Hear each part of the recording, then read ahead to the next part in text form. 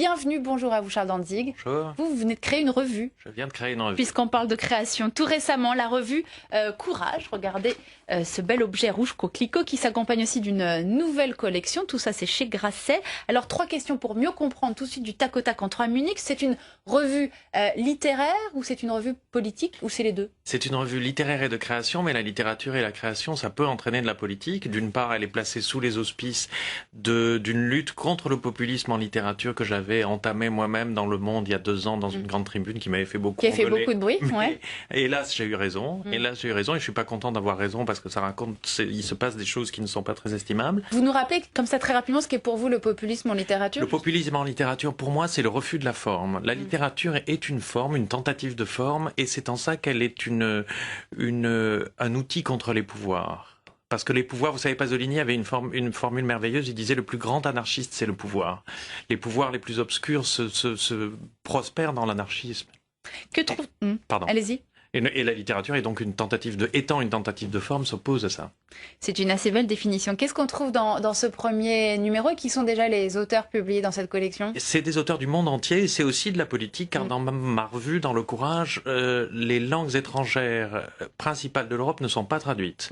L'italien, l'espagnol, l'allemand et l'anglais. Ouais, c'est une des spécificités de cette revue. Oui, parce que c'est un signe aussi que je donne et qui montre que l'esthétique peut être une politique, qu'on doit vivre dans un monde ouvert et où on parle les langues étrangères et ça n'est pas grave. Enfin, on est dans une période de repli qui dit le contraire de ça et moi je trouve que c'est dommage.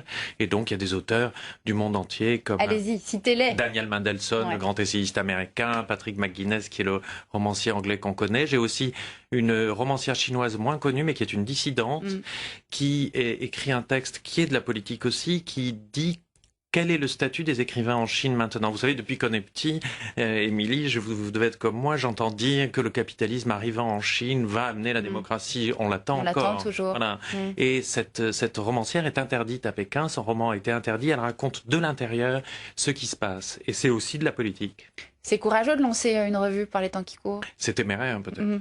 Non, je ne crois pas. Je crois que c'est un signe qu'on donne. C'est un signe qu'une grande maison d'édition qui est Grasset donne en disant la littérature est toujours là. C'est un signe contre le pessimisme aussi. Vous entendez comme moi, la littérature est finie, les gens ne s'intéressent plus à rien, il n'y a plus que Twitter et Facebook. Ça n'est pas vrai. Je ne crois pas. Vous intéressez comment, vous, à la politique, Charles Dantzig? Je m'intéresse à la politique tout le temps car elle est dans mes romans, elle est dans la vie. Puis c'est très amusant la politique. Je crois que les hommes politiques ont été créés pour qu'on puisse ragoter, leur taper dessus. Ce sont des guignols très estimables qu'on nous donne. Je dis guignols dans le sens des personnages sur lesquels on envoie des balles.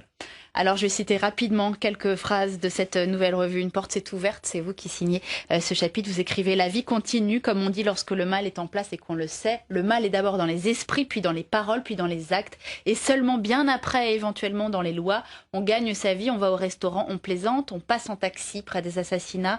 La vie continue, il y a des livres pour en saliver de bonheur. Et ça s'appelle Courage. On trouve ça comment dans les kiosques? Dans les librairies dès aujourd'hui. Tout simplement.